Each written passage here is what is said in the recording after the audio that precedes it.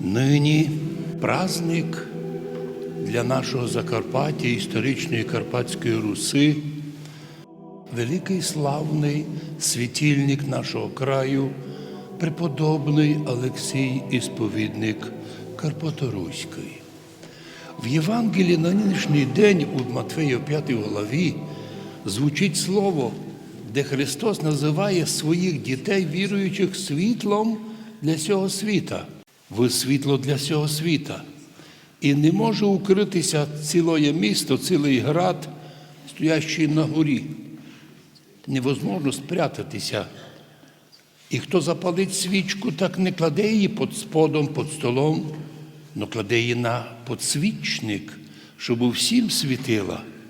Так от, продовжує Господь, так мають світитися і ваші діла, ваші поступки, слова, ваші дії, щоб люди виділи ваші світлі, добрі діла, прославляли би того, в котрого ви віруєте, Отця Небесного.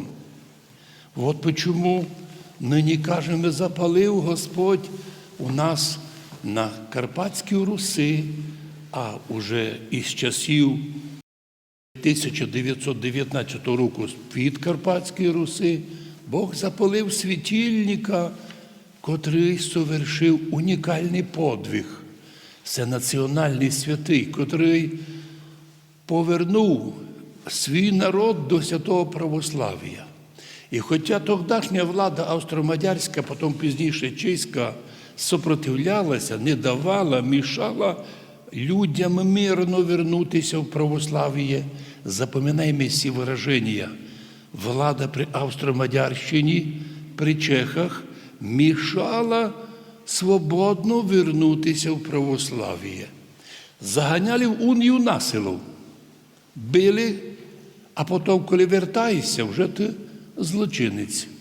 Так от, серед тих, хто повертав народ, був і наш преподобний Олексій. Він родився у Ясенях.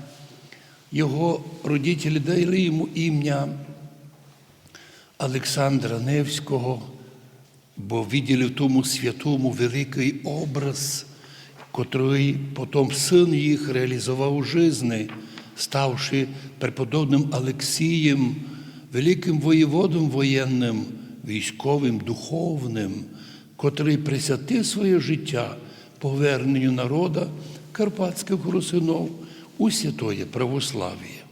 Оскільки претерпів униження і скорблення, особливо в період Австро-Мадярщини, ведь були православні храми і в Будапешті, і в Мішкольці, і по Європі були, і в Вені були.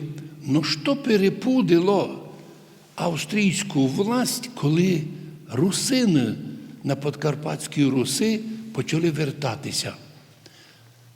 Історики підтверджують, не просто верталася одна сім'я, дві, верталися у святоє православ'я цілими селами, коли вже сформувалася Чехословацька держава, а в ній Республіка Національна Русино-Підкарпатська Русь, то моментально люди почали вертатися, бо їх не стримували другі приписи, хоча ще по старинці уніатські священники робили перепони. Но удивительно, що, почувствує свободу, вертають люди в православ'я.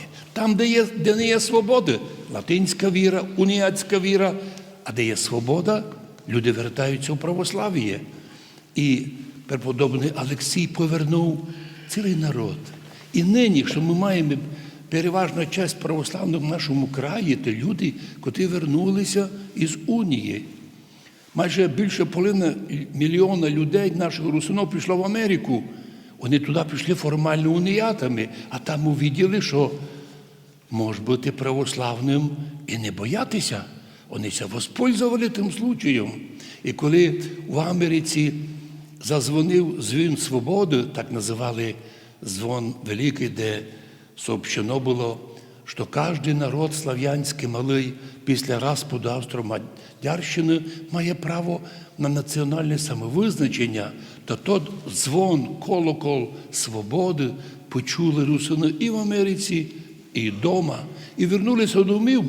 Більшість з них вже були православні і розуміли, що історія народу нашого починалася з православ'я і має бути історія православ'я всіма силами. Так поступає, як наші предки, має добрий образ кому уподоблятися і кого прийняти за образ для подражання. Ми й нині діти Божі, настоящі діти Олексія, ісповідника Карпаторуського, нині нами поминаємого, а в вічності віруємо в'єдно з ним, в'єдно з карпаторуськими святими, в'єдно з Києво-Печерськими святими і з усіми святими православними зможемо і ми, по милості Божої, наслідувати Царство Божоє. Амінь.